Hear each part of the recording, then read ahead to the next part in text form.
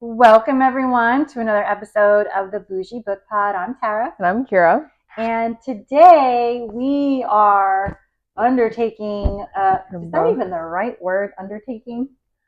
I don't know. When I think of undertaking, I think of The Undertaker. Yeah. Like WWE. Like that specific Undertaker.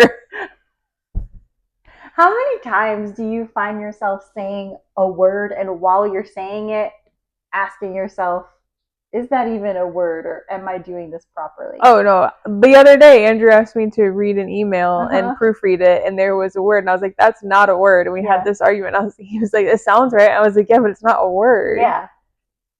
I mean, honestly, just live your life. But as English teachers, we can't do that. People call you out. Yes, we're held to a much higher standard, and I think that's why I'm always second guessing myself whenever I use different types of words, and I'm like, oh, anyway. Like, heaven forbid I don't know how to spell a word. I know. It happens. We're human. But I think you're right in the way you use it. Okay, well, there's a big thing we're doing. Let's use small words.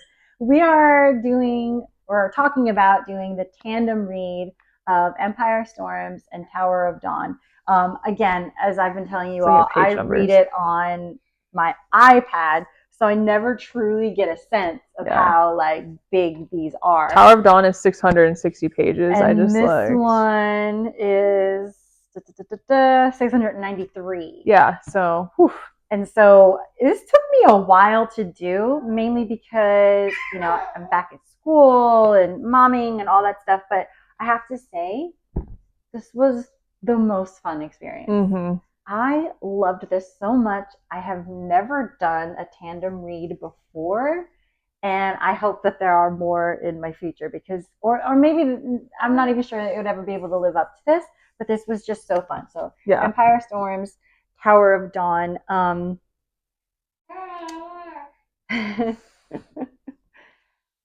I don't even know, she didn't mean for it to be read this way. How did this come about? Do you know, the tandem read? I have no idea. I didn't look it up, which I should. Maybe I will before our next episode on how this came about, who took the time, because it's crafted. The guide is done so well. And I don't have the time in my life to do that. So I'm just curious who read these and then was like, we can do this. I don't know. It's incredible. And I want to know if Sarah J. Maas gave them something in return, because they have just elevated the reading experience like no other. 1,000%. And so when I first was looking up the order in which to read the books, just so that I knew this one was first, this one is second, I found this one, and I think the site was an Instagram page. I think it was called Smut and Swords or something like that. Really cute. And that's what also told me to read Assassin's Blade 3rd, which I loved doing. And then it had a whole breakdown, chapter by chapter, of how to read these two together. And my goodness, it was so much fun. I had it printed off and literally checked the chapters as I read it. I had it on my iPad, and then after I did each section, I'd go back to the picture and I'd cross it off. So that was really fun. I've seen some people have made Etsy bookmarks to sell. Really, really good idea. So what we're going to do is, because it is such a huge undertaking, that's how I wanted to use it. Because it's such a huge undertaking, we're going to split this up into 3 episodes. And so our first episode is going to cover Empire Storms from the very beginning, which was called Nightfall, which is it's pre-chapters, all the way to chapter 19, and then Tower of Dawn from chapter 1 to chapter 17. And so this episode is more of setting the stage of what's going on for our different groups who have separated, what their jobs are, I guess, and how eventually they may be coming back together.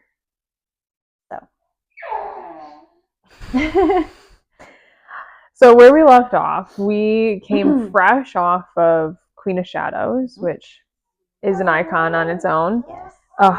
So we have I'm going to set up Empire of Storms and then Tower of Dawn. Empire of Storms, we have so many different storylines going on, because we have Aelin, we have her squad. Yes. Their squad. And then you have the story of Manon is still continuing on, and then Elide, who is now on her own journey, and she has her own storyline. And then eventually you have Aylin's squad almost has like two. They come back together, but they have two. And then obviously you have Kale and Nezrin, who have ventured off to the southern continent, which I noticed when we get to that, you pictured it. What did you say? Like Aladdin. And it's so funny because I picture it like I've never been to Morocco, but if that's what I have in my head, this is what it is. Yeah. And so they venture there. Casablanca. Yes. To heal Kale if they can, but also get that alliance there. So this Tower of Dawn has its own little story. Like you have kind of branch off storyline, plot lines. I don't know what I was trying to say there. But Empire Storms, it just feels like this is heavy duty. Yeah. So much is going on. And this is not like a palate cleanser, but it kind of it had moments where yes, it slowed it down. It's like Empire Storms is all the action and the battles and the gore. And Tower of Dawn is so, first of all, having to say Dawn without my accent is it's gonna come out eventually. I'm gonna say Dawn. Tower of Dawn is important in its own right, but it's more of like a psychological game. They're doing a lot of research and investigation. Yeah. And so it's not as fast-paced or exciting as this one is, but it's still exciting in terms of what are we learning? What are we finding out? Like, what are they going to uncover? And I think, had I not been reading this in tandem, this one may have been a little hard to get through. Yeah, I have Having heard that. come off of this, this might have felt like, oh my gosh, let's get to the point. But because you're going back and forth, it almost does act like a palate cleanser, because once you get those crazy chapters, now you're like, okay, it's not like it's slowed down completely, but it's a different pace. Yeah. If that makes sense. Yeah, and I've seen a lot of people who rank the books of the series. A lot of times Tower of Dawn is towards the end, and I don't think it helps that so many people feel some type of way about Kale. Yeah. But anywho. Yeah, we'll talk about it. We'll get into that. So our main plot in the beginning of Empire of Storms is Elide has been left by the witches. I mean, they saved her, but they're like, now it's time for you. You got to get out of here. Yeah. They need to go back to Morath because no one knows that they've helped her, or Kaltain, right? So Elide is on the run, but we very quickly find out that someone has been watching and following her, and that turns out to be Lorcan. That's how I said it too. Lorcan Salvatore, which every time I see that name, it makes me think of I can't think of the Vampire Diaries. The Salvatore brothers. Yeah. Every time I see that, that's what I'm thinking. So this is where the two of them meet, and I wrote down, if ever there was an enemies to lovers storyline, this is it, with a capital IT. Like, you don't see lovers on the horizon necessarily for them, but just the fact of how violently they come together in the beginning, in terms of like, I might kill her, he's probably going to kill me. It's just like, fun things are going to come from it. So Erewhon has, what were those things called that were chasing Elide? Oh man, I can't believe I forgot what they're called. Let me look. Yeah, but they're like these demony creatures that are chasing her. Yes. And at some point, Lorcan is watching Elide and debating on Ilkin. Yes, and he's debating on like when or how he's going. Because they use the Ilkin quite a bit. Yeah, that's why I'm like, I can't believe I forgot that name. It comes up a million times. And he is interrupted for taking Elide because the Ilkin come, and he ends up saving her. And they just have to quickly be like, I guess we're just going to be together for right now to get away from the Ilkin. So they form like this partnership. Yeah. And they become like, they go on the run together. Meanwhile, once the witches get back to Morath, Erewhon tells them their next mission. And their next mission is to go to Rifthold and destroy just annihilate it. And one big thing that he wanted to make sure that they did was to destroy the glass wall that Aelin had created. And I highlighted this quote because it just really struck me.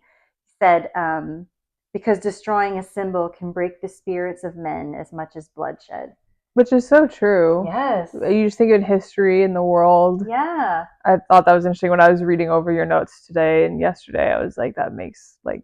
I mean, that's the first thing people want to attack. Like, think about like 9/11. It's like those things are symbols, and it makes people even angrier when you destroy them. So, meanwhile, Manon is hearing all of these things, and she's kind of like, where her allegiance is falling apart now. But I wrote down that she's playing a very dangerous game at this point because her grandmother still, I think, believes that she's on their side. Meanwhile, Amanda's kind of like, how am I going to play this one? Yeah. So it's just very interesting at this point. And then we have old Aelin coming into her own as the leader. And before we dive into this, because I will forget, but I don't even remember what the video was. However, I literally screenshot it. This is from August. This is how long I've been waiting for this. Oh, okay. There was some TikTok. I have no idea what the TikTok was, but the comment was so funny to me. It said, objective, protect Aelin. Obstacle, Aelin. And I just feel like she's in her own way a lot. I just feel like this Empire of Storms that really came to light, and I don't even think she does it intentionally. It's solely the fact that she is a leader and she's a great leader, but she has to keep so many things to herself. And then when things unfold and they don't know what's happening, they're just like, it's like, on one hand, you understand why she keeps some things secret, either to keep the element of surprise for the other side or in case it doesn't work out. But on the other hand, it's like, how can she expect things to always work out in her favor without at least someone knowing the plot to help her? And we'll talk about this more when we get to the end of the story, because there are things that I think were just kind of unfair that she doesn't share with other people, especially Aedion. And he even mentioned in the last book, like, you cannot keep constant secrets from us. We have to know the plan. It's not just you anymore. Especially because when this starts off, she has no one. She has her squad, whatever you want to call them. But the old, God, what are their names? Darrow. Yeah. Whoop. Ren, Darrow. All of them. Yeah. I don't know. I've never actually thought about how I say Darrow. But I think I was saying Darrow. I think so too. No one's on board yet. No one can trust her yet. No. There's nothing that has, no offense to Aelin, but like, for the time being, I don't necessarily blame them. No, I don't either. And that's when, like, she needs a true court. Yeah. She needs a true court. She needs an alliance. But the old guard, they're not happy with her. And mainly, it's not so much that, like what her job was. It was the fact that she hid. Yeah. She never came to light of who she was until now. She's still very young. And when she comes to Darrow and is like, I want your allegiance. Can you recognize me as queen? And he says, as of this moment until it is otherwise decided, you shall remain a princess by blood, but not queen. Yeah. And that is all he gives her. And had it been the situation where maybe they would have known about her for a while, and they would have understood that maybe she's playing the long game, and like, I can see it being a little different, but like, you just pop up out of nowhere. Yeah, and you're like, and everything will be solved. Also, there's me. Like, I just picture that like there's like a crash happening behind her and things are on fire, and she's like, so right, can I count you guys in? And they're like, time out. Yeah. We've been fighting the good fight for a long time. There have been a lot of people in her family that have been killed, or, people who have lost everything. And they're like, you just can't step in here and take over like nothing. And I will say, when I read that, I was irritated with them and frustrated for her, but stepping back and thinking about it, it's like, okay, no, that's legitimate. It's hard. Yeah. You lost your kingdom and I don't blame you for not. Plus, they're older than her, and they're probably like, she's just coming into this. She doesn't even have a hold of her power completely yet. So it's like, how much we're going to give everything to you in terms of like all our hopes on you. I think they could have handled it a little differently. Yeah. I think she could have handled it a little differently too, because she immediately was like, well, then I'll just kill everyone. Yeah. So I don't know if that was helpful. That was also another comment on this thing, was literally this meme. It says Aelin the whole series, and it's someone pressing a button and it says more violence. So that fit. Yes, totally. Oh, like, you have to remember she was trained as an assassin. Yeah. And so that's what she gravitates towards. So when she knows that they're not going to be much help to her right away, she sets her sight on Ralph, which is funny because we were talking about it the last couple episodes and like wondering if he's going to come back. And yeah, our own Captain Jack Sparrow, he is back in rotation here. I love him too. And so before they do this, they're having to drop Evangeline, who was, I guess we'd call like Lysandra's ward. Yeah. Drop her off, and Fleetfoot. The dog that we literally went a whole episode without talking. Sorry, Fleetfoot. Sorry, guys. Sorry. But they're left with Ren, I guess because it's safer. And I believe word gets to them that the witches were either on their way or I think because they were on their way to Rifthold. Word broke to them. And so immediately Aelin was, I put Aelin and Dorian together. Immediately she was worried about Dorian. Yeah. And sends Rowan to go get him or help him. Yeah, because he's still fighting the Veld battle inside his head. And he's just all by himself, and like Kale has left, so like he had really no one there for him. Yes, but at this point, I don't know if this is allowed, but can we talk about she takes off to the Dead Islands?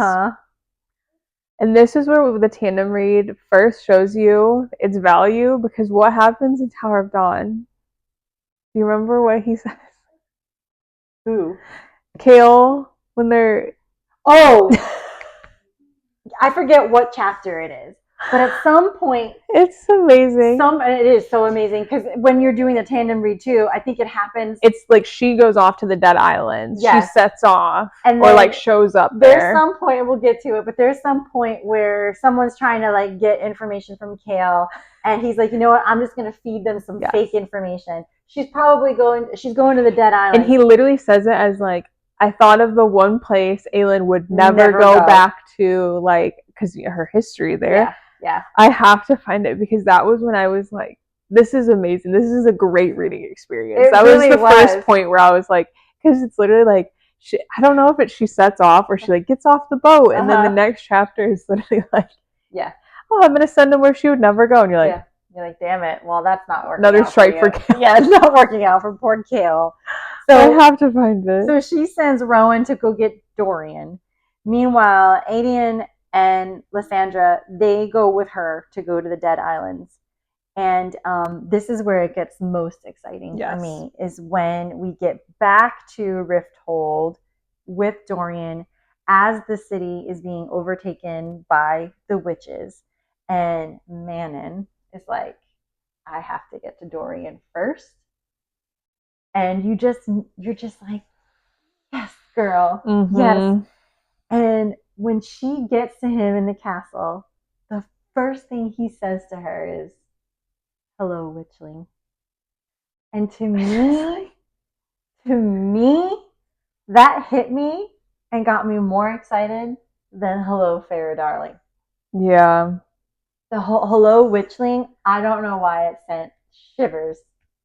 Yeah, I'm definitely more of a hello, witchling person, because I think towards the end of Akatar, my Rhysand was kind of like, you're like questioning it. Yeah. But Dorian's just hit so different, because he's not even fully himself, but he's able to, like, I just picture like this little fight in his head, and he's like choking this Valak demon, putting him off to the side so he can flirt with Manon. Yes. Like, he literally fights that guy. He's like, oh, an attractive female. Yeah. Step aside. Yeah, I can handle both. So she takes a huge risk trying to get to him first. I forget the witch that was there. But that witch was crazy, because she was like, this is going to be my kill. This is going to be my take. And Manon kind of interferes with that and helps Dorian get out. Rowan shows up at that point too. They kill a witch escape. And basically she tells him, like, you owe me a life debt. Mm-hmm. And he replies, fight with us. But they're interrupted. Man and Rowan are like, you just got to get out of here. And it's a crazy scene, but like you can just see like all the little pebbles are being put in place for Malin. Wow, I am just combining everybody's names today. Why not? Let's make a new book of new characters. I mean, there's so many of them and their connections. But like, it's just so funny that when I met this character, Manon, immediately I just wanted her to be on the right side. I just knew she was due for something. Yeah. And so at this point, you're just so excited, and the action is just like coming. And you just know she is on her way to like the right side. Yeah. And I also think their interaction is interesting because she's not like overly like throwing herself at Dorian. No. She's like, okay. Yeah, but she's playing. But she is. She's interested. And I picture like her with her long nails, just like toying with her prey almost, but like not in a creepy way. No, and it's just like, it's interesting that upon their first sighting of each other, there was this like, oh, and it's just been fun to watch that kind of grow. Did you find it? No, someone was on Reddit and it was like who he was talking to, but it was basically they just like summarized what he said, which is like she would never go to Skull's Bay. Yeah. So after that happens and Dorian gets freed, or he escapes rather, Manon goes back to the witches, and I forget the witch who ratted her out, but she is basically put on trial for being suspected of killing witches. And like I said, she's put on trial, and I was like picturing almost like in Harry Potter, like when they're in the chamber there, and there's like this big circle, and all the people are around. They were all pretty much voting against her, except the witch Petra, who was the one that Manon saved when her wyvern died. She's the only one that speaks out and is like, I don't think she's guilty, and I don't think we should punish her. But unfortunately, that doesn't really help her, and she is found guilty. And so in the book, you're like, oh my God. You just got so attached to Manon. And you're like, the punishment is death. Yeah. And meanwhile, I was reading this in the salon. And, but then they tell her, you know what? It's not going to be you who dies. Your punishment is going to be your second. And that's Astrid. And she's like, we're going to put her to death. And then you're just like, oh my God, and it just felt even worse. Yeah. Just feel even worse. Now at this point, I'm gonna like switch for a moment. And at this point, the story goes back to Aelin and Lysandra and Aedion. And I highlighted this moment because when I was reading it, I was like, oh, there's something here. So they're going to some temple or something, and Aelin is like, this is symbolic, and so we have to take this temple back from the soldiers and show them that like they should actually be on our side. And as they're kind of like waiting for these soldiers to arrive, Lysandra makes this comment. It was like this huge paragraph that I highlighted, but basically about feeling like Erewhon had always planned all of this specifically for Aelin, saying that it's almost like she was like, it's kind of weird that it's just like all these things are falling into place, almost like that's how it was supposed to or how it was planned for. And I'm just sitting here going like, there's something bigger. There's like a bigger design here. So I felt like this was a bit of foreshadowing. Do you want to talk about the temple? Yeah. So also I picture this forest. Nothing else is around. This is how I picture tiny this. Little church in Literally, that's how I was picturing it. Literally, like a little white Baptist church that's got like wooden pews or something. Yes, and it feels like this is a practice exercise. Like I'm picturing when they take firefighters to like an old shed or something. Like when there's nothing else around, and they're just like, Aelin, okay, see that temple? Go do it. Show them. That's how I pictured it. Same. So she goes to this temple, and there are these soldiers there guarding it, and this is gonna be her proof that like I'll show them like her. So she goes. She just completely does her like I almost picture just like when they say the phoenix just erupts in flame, like that's what I'm picturing. She does her thing, and it doesn't take her long, overtakes the temple, but you're just in my eyes. I was just like, was this not a waste of time for us? Because it's like a practice exercise, and does anything come of it? Well, they don't like, oh my god, you're amazing. Exactly. But that way you learn that this was just another one of Aylin's, like, she didn't fill them in on exactly why they were going to this temple. But it wasn't exactly for that. She knew or had a feeling that something else would be there. Yeah. And it turns out that Brannon. Yes. Brannon appears. Who is Elena's the number, like the original. Yeah, it's her father. King. Was he her father? Aylin's father? No, Elena. No, Elena's father. I think yeah, and so. Gavin was the husband. Okay. He's the OG. Yes, he's the OG. And he, just like his daughter, is there with some mysterious... Cryptic, but not as cryptic. Not as cryptic. And even Aylin is like, do you have anything worthwhile to tell me? But basically he does. He says that there is a lock that she needs to find. And this lock will bind the word keys and shove everything back. Yeah. And that's what she needs to get to. I don't even think he gives her much information about where to find this lock. I don't remember. I don't remember that either, but what I do remember is that Adian was like, really? This is why we came? Like, you couldn't let us know that this was the point? Like, she was doing something in order to get Brandon to come. And I get from Adian's point of view because he's like the like head military, like and if you're going into not necessarily battle, but you're going into a situation like this, you could at least brief him in on it to an extent, or even just say like, hey, there's something else here that I need to get to. I just need to takes me a second to get to it, and they're just in my way. Yeah. Okay, what are you doing anyway?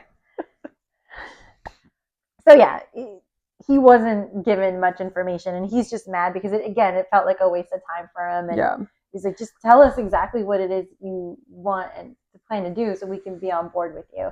And then unfortunately, I don't get that much time to argue about this because then some demon Valg shows up and really shows them that she still has quite some fighting to do. Like, I think he doesn't make it easy, the fight that they have. Yeah, and they think about, I think that's the point where it's like, this is one. We don't know exactly what Morith has, what those armies look like. Yeah. And like, yeah, Aylin can light up and take down certain things, but it's kind of, like you said, I think it's a shock to them. Like, did we bite off a little bit more than we can chew? Yeah. Yeah. Not gonna lie, I forgot Brandon was there. Yeah. Probably because he and Elena and that whole storyline was so confusing to me, but it comes back. It does come back, and I think the end of this book clarifies things. So that happens in the temple, and then the book takes us back to Manon, and it's the day of execution, and she's just like, you know what? Well, what did she call her cleaver? I think she named it something. Oh. I can't remember now. Yeah, but I thought it had to do with humans. Or no. I thought she named it. But anyway, she was like cleaning it, and she decided that what she's going to do is she's going to be the one to execute Asterin. Basically, like, to make it a mercy quick killing, because she knows that they'll, if she doesn't Wind cleaver. Yeah, that, they will make it really hard for her. So, but then I think Sorrel is the third. She gets really brave, I thought. And she says to Manon, she goes to her death to keep your secret. Yeah. And I'm just like, wow, that was brave of her to speak to Manon like that. Yeah, because none of them do. I mean, Asterin, like, Yeah. they're a little more open because their relationship, but the rest of them, like the twins, and they're like, yeah. So, but that was also making Manon feel horrible because she knew that that was the truth. Yeah. And then I wrote down page 163, at least on my iPad anyway, was the best moment ever, I think, of any of the books that I have read so far. And when I read this part, I literally gasped out loud at the salon, scared a couple people, and I went, oh my God, I'm so sorry. This book is just so good. And then I texted Kira. Like I made a fool of myself. You want me to read it? Yeah, okay. Yeah. Let me find the best spot. Okay. Oh, poor Astrid. Bring my body back to the cabin where... Bring my body back. The human... Bring my body back to my father. That's what I was thinking about. And the band in the background. Oh, her human lover. I know. Okay. Yeah, I was getting so upset. Here it is. And Manon understood that in that moment there were forces greater than obedience and discipline and brutality. Understood that she had not been born soulless, she had not been born without a heart.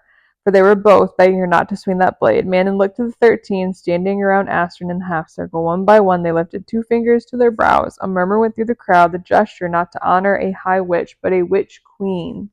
There had not been a queen of witches in 500 years, either among the Crotians or the Iron Teeth, not one. Forgiveness shone in the faces of her 13. Forgiveness and understanding and loyalty that not blind obedience, but forged in pain and battle and shared in victory and defeat. There's a lot of words that are filling in here. At last, Manon found Astrid's gaze, tears rolling down her second's face, not from fear or pain, but in farewell. 100 years, and yet Manon wished she had more time. For a heartbeat, oh my God. Bring our people home, Manon, she breathed. Manon angled the wind cleaver, readying for the strike. The black-beaked matron snapped, "Be done with it, Manon." Manon met Sorrel's eyes and Astrid's, and Manon gave the 13 her final order, "Run." Then Manon Blackbeak whirled and brought Windcleaver down upon her grandmother. Oh my God. I screamed in the salon chair. But it also, that moment, I just, like the 13, their minds just, they must be so in sync with each other. Yeah. So in sync. Because yes, I get that Manon's their leader, but with the high stakes in that moment, you don't just trust her so blindly, I think, at that point. But oof. Maybe they just knew that they had like this intuition, and it makes me wonder, but like that greeting or the sign that they did to a queen, was it really to Astrid, or was it a sign to Manon of like, we recognize you? Oh, for sure to Manon. You know, I think she saw that and was like, oh, it's time. It's time to break away, and they will follow. Yeah. And I think she realizes they're not going to break away just because of their obedience to her and everything, because they truly see this moment and what's happening for what it is, like she does. Yeah. Oh, I got chills just thinking about it. It was the best part of this book. And just picture her head just. Oh yeah, that's what I wanted. You know, I wanted this. I wanted her to kill her grandmother so bad for so long. So, but that's where that chapter ends, right there. And so you're just like, oh, what's going to happen? And then that's where we'll stop for this book. So right now, where we're at this book is there are certain group dynamics forming.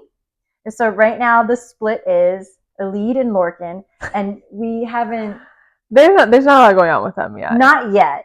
But we know that they're just running in the woods. Yeah. They're like very like Harry Potter end of the book style. They're just running in the woods.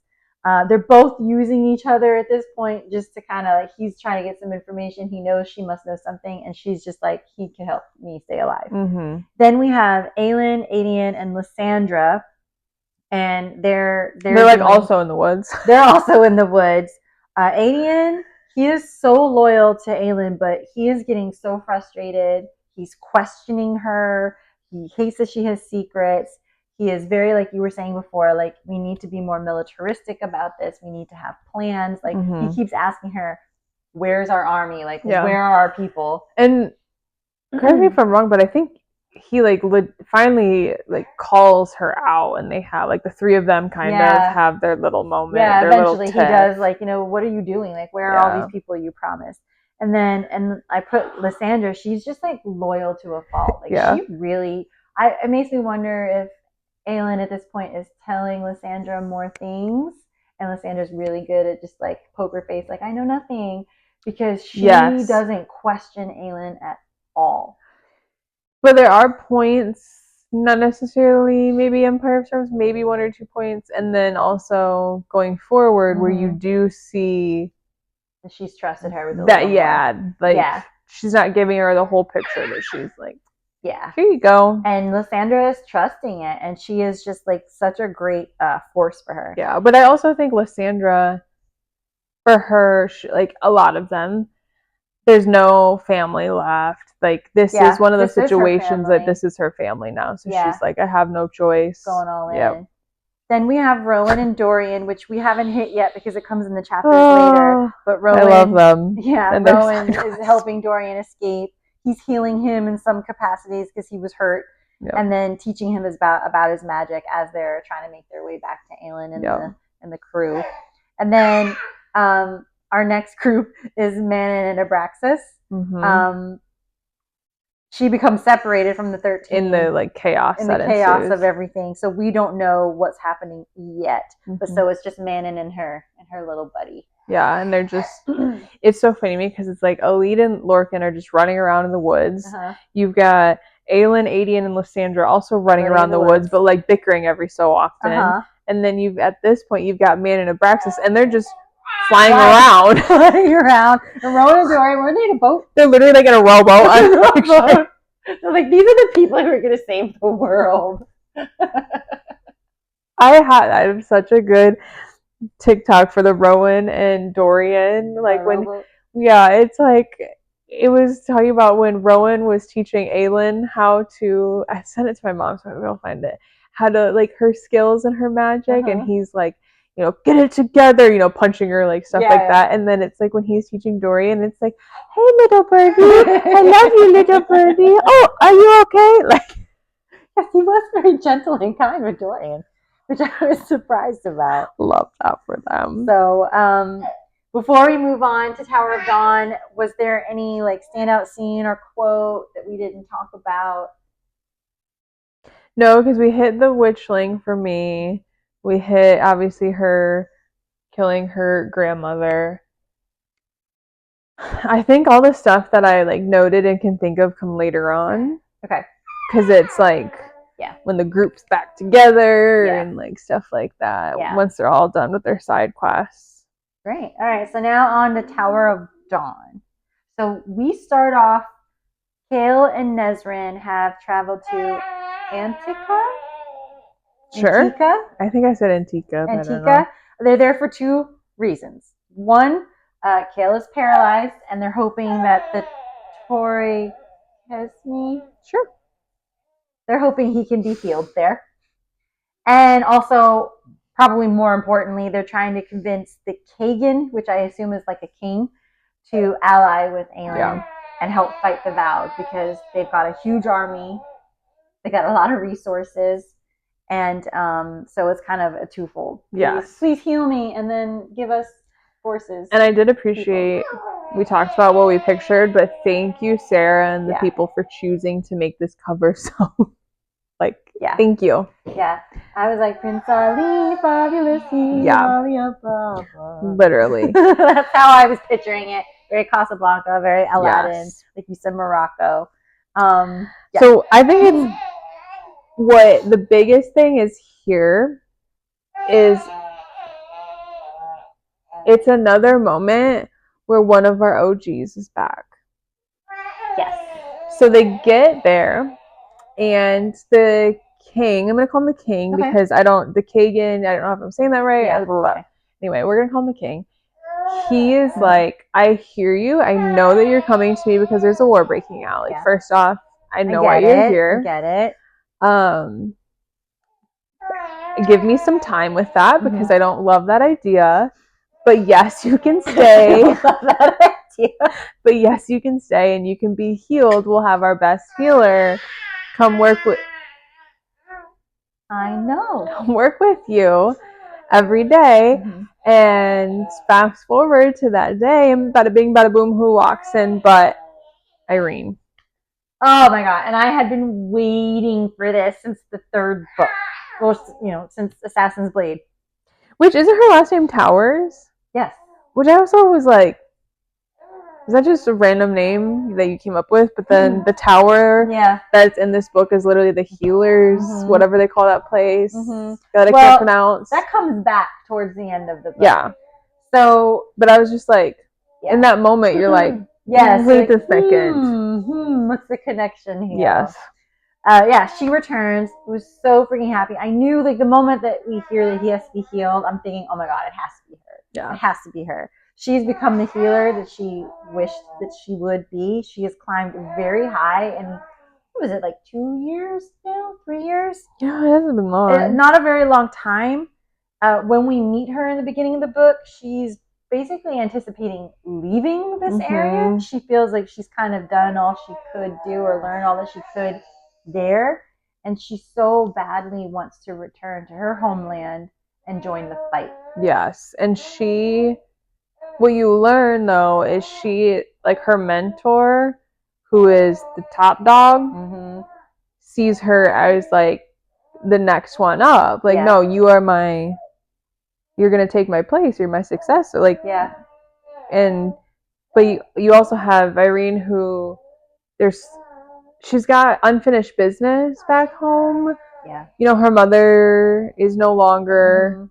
And you just feel like, because she was killed by the king of Adarlan. Is that how we decided we were saying it? So you just know that she has the unfinished business back there. I think she always carries around the note that Selena had left for her. And I think she feels this duty of, like, giving back in that way. Like, okay, now I've honed these powers that you helped me achieve. Now it's time for me to use them, not just in this community. It's like a massive pay it forward. So she is hell bent on that. And so her mentor, Hafsa, we'll just call her mentor, is basically like, okay, I can't force you, but you can't leave until you do this one last project. Yeah, it needs a project. And he's like, you've done something like this before. And it turns out it's Kale, and to heal his paralysis. This causes all sorts of problems once she realizes that he is from Adarlan. Not only is he from Adarlan, but that he was the king's man. Because of her personal ties and her mother. And so she's like, oh, hell no, am I helping someone from there? And her mentor is kind of like, we don't have a choice. Like, we just heal.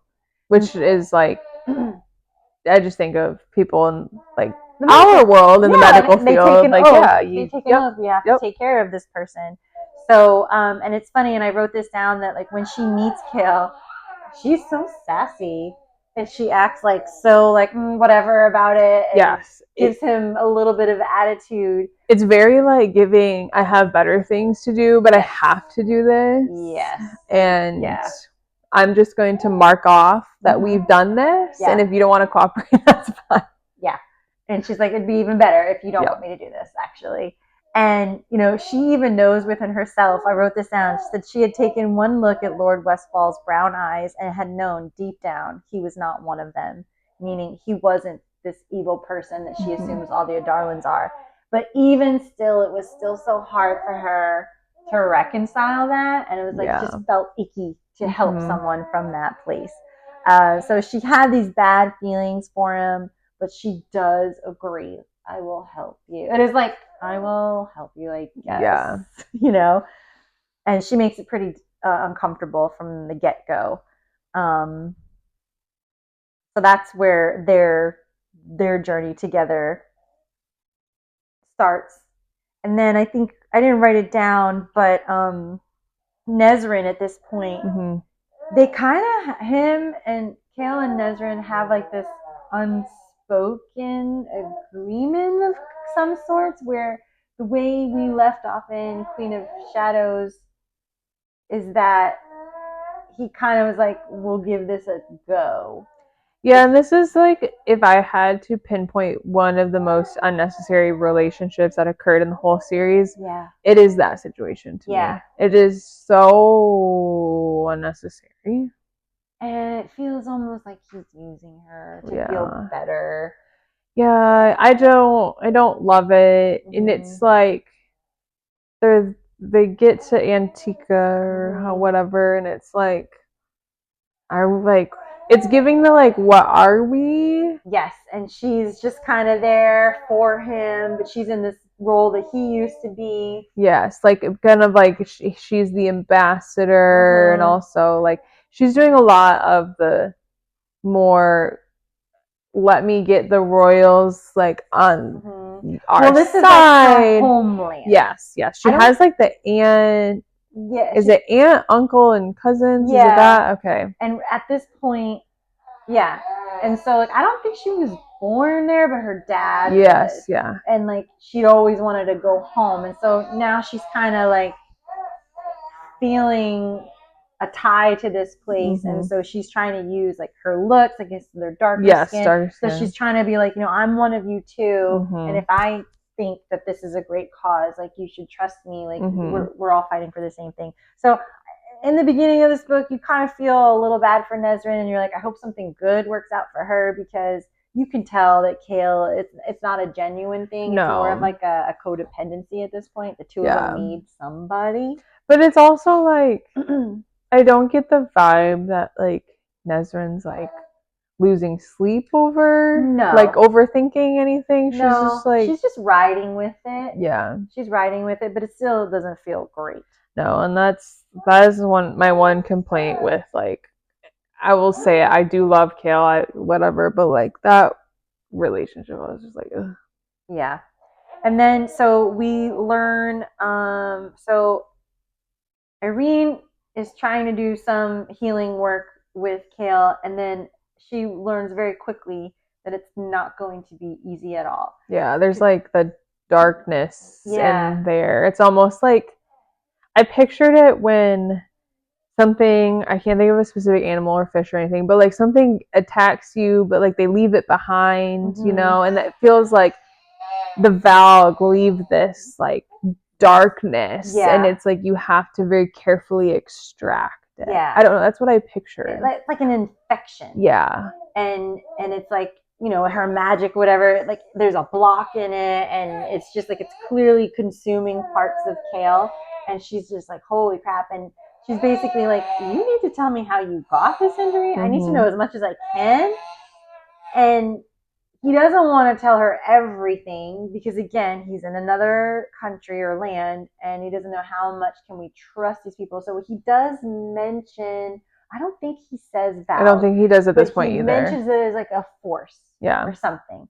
And she ends up going to the Torrey Kesme, whatever, and she's doing some research in their vast library. Oh my god, their library, I pictured so vividly, and I loved everything about it. Don't you want to just like walk in there for hours and hours and hours? It's moody. It's got the cats, which I noticed. I put it down that they call like Bast cats, Baast, and it's just like they kind of rule there, and like wherever they go, they may lead you to certain things. Like a library ruled by cats. Lead me to my book. Lead me to And so she finds these really, really, really old texts that she wasn't even aware that they have. And as these chapters wrap up for our episode, she learns about the Valg demons and like the three brothers, which, hello, Harry Potter. So immediately she's kind of like, oh, I wonder if this is the darkness and the force that Kale had dealt with. And not too long after her discovery of this, there's an attack there. And a girl who looks just like her is killed. And when that information gets back to Kale, he kind of goes, I'm going to rhyme, pale. Yes. Because he's like, that's exactly the way Aelin had described the way the Valg kill. It's like basically like draining them of their blood and their like life force. So immediately he's like, is there a Valg here? Like, have they made it all the way here? And if so... And the I'm just going to call it the tower, was like such a safe place. Yes, and so with the healers to infiltrate. It's a big deal. And it just it sets up like this book of like who can you trust is the reason they don't want to help in the war because one of the people in the royal family is a part of it. Which is huge. Yes. Their family's huge. Yes. And I don't think we discussed the way that they function there also. Like all the siblings are like gearing up to like off each other at some point. So it's like the king has to choose a successor. And it's not like the oldest born. It's like whoever he deems like, you know what? No, you show me you're worthy. But what happens is all the other siblings are like, They can battle for it. But also it's like if you have children before someone is chosen and the person chosen is the one that didn't have kids, sorry about ya, but those kids have to die. Yeah. And I'm just like, what kind of rule is this? There's a sister pregnant right now. And it's kind of like, well, if she doesn't get chosen, are they going to kill her kid? And also there is a younger sister who had died. Yeah, so when they get there, they're mourning. Yeah, they notice that's why the king is like, can't deal with this right now. Yeah, and they don't ever, not ever, sorry. In the beginning, they don't meet the queen because she is constantly in mourning still. Yeah, when they show up, there's like, I can't remember what color. There's like flags. They're like, white. What is going on here? White. Yeah. I think so. So there's a lot going on there. It's giving Cheaper by the Dozen, but like dark. Very dark. So I would say all in all, from where we started to now where we're going to end for this book, my favorite is just definitely Irene's return. I knew she would be important. I was thinking that she would come back in some way to heal Aelin. Yeah. Maybe that will happen in another book. I don't know. But right now it's like, oh, she's going to be a huge influence in Chaol's story. I loved her return because it's like, one, you're like, oh, Sarah, you're so intentional with everything. But I think I was most satisfied by Dorian. Like that Dorian was coming back to them and that they have him. And because I think as I'm reading, I'm just gearing up for Sarah to kill someone so important. And I was like, in that moment, I was very worried it was him. Like, you kidding me? Like, he's left by himself. So now I'm glad that, that he is. I don't know. I had a soft spot for Dorian. But like, Irene coming back and then them talking about like, oh, let's go to Ralph and all this stuff is happening. You're like, oh my god, it's so fun. It's satisfying. It's so satisfying because you like these characters that she introduces, and then it's just like fun. Like, oh, I remember them. Yeah. So I have here that there's like some kind of like cross connection and shared themes with these two stories. Both of them have characters dealing with leadership, and I felt like, of course, Aelin, she's constantly dealing with her leadership. But I think as we get more into it, Nesrin. Yeah, you see her get into her role. Yeah, and she really has a glow up, if you will. They both also deal with loss and purpose, but very, very different ways. And I wrote down that it's like they all had to be separated in order to have the space to grow into themselves, so that I know that like when these characters do come back, they're going to be such a force. Yeah, if they would have been together through all of this, it would crack. Yeah, way too much. You don't have like Nesrin wouldn't have that situation to grow into the leader that she becomes. Chaol, Lord knows what would have happened to Chaol. Yeah, I don't know. And then Dorian and Rowan, they need their time together to craft Dorian's talent and get them into what it is. And I really think also Aelin Lysander's there as well. But Aedion, like Aelin and Aedion also needed, I think, that time. Yeah. Like I said, Lysander's there, but without the other males almost to get their bond back together and solidify what Aedion's role is going to be. Definitely.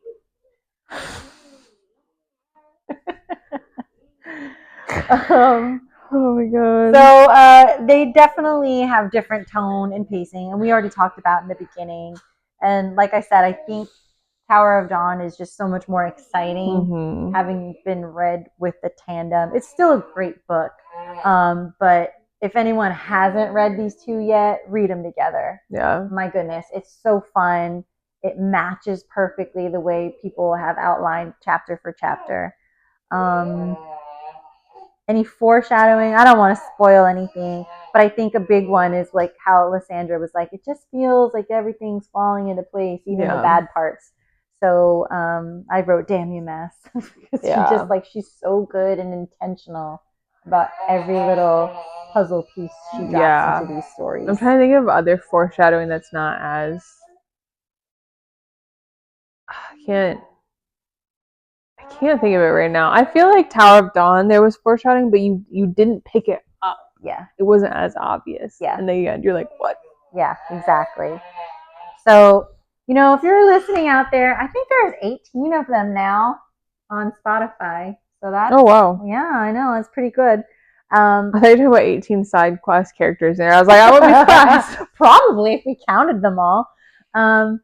I'm hoping that people chime in, and I'm curious, like at this point, whose journey hits harder so far? Like whose storyline are you enjoying the most? I think for me, probably at this point in the story would be Manon. Because I'm just like, finally taking that cleaver. Just breaking free. Yeah, breaking free.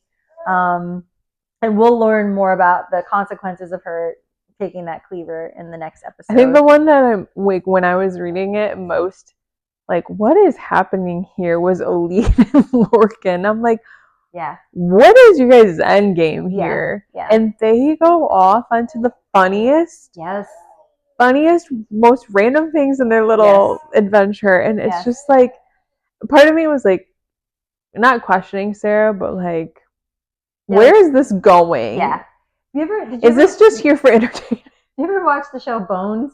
No. Oh, okay. Because I don't even know if I can picture it. Because it's David Boreanaz, and I can't remember her name, but she's like the doctor. She's kind of like autistic, very literal, and she can look at phones and okay. I remember the show now, but there's an episode where they have to go undercover at a circus, and I swear to God, this will make sense next episode. That's all I was picturing when I was reading this. So freaking funny. So funny. So that's a little teaser for next episode. I cannot wait to talk about Bones. That. They go undercover because one of the circus workers is killed, and they got to figure out how it happened. So it was a really great episode. Another quote that I have for teasing the next episode is talking about Nesrin, because I really loved her story. And there's a point where she's like, it says she would have an adventure for herself. This one time, she would see her homeland and smell it and breathe it in. And I just really loved that for her. And then I put down for Lysandra, said Lysandra stepped closer, a solid rock in the thrashing sea of rage.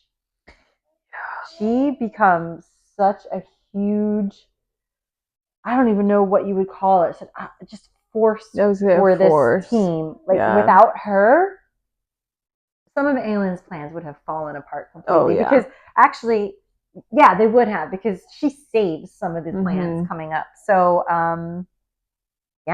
Oof. That was a lot, but it was fun.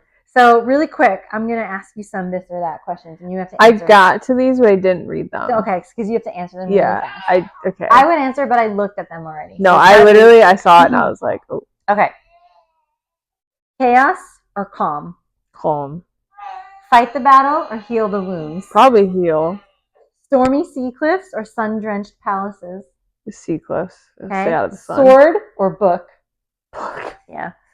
Scheming queen or disciplined soldier? Queen. Okay. Confidence or compassion? Confidence.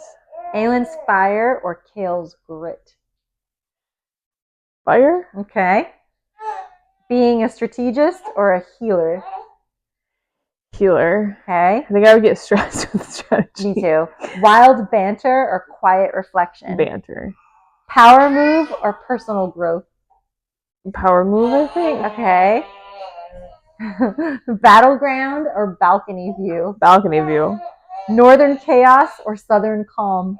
Southern calm. Oh, it's like your real life. Yeah. Also, I feel like I was like 50% Empire of Storms on that and 50% Tower. Yeah. It was like calm, yes. Wild banter, yes. That as well. Let's just mash them together. Perfect. Court politics or royal diplomacy? Royal diplomacy. Magic unleashed or medicine perfected?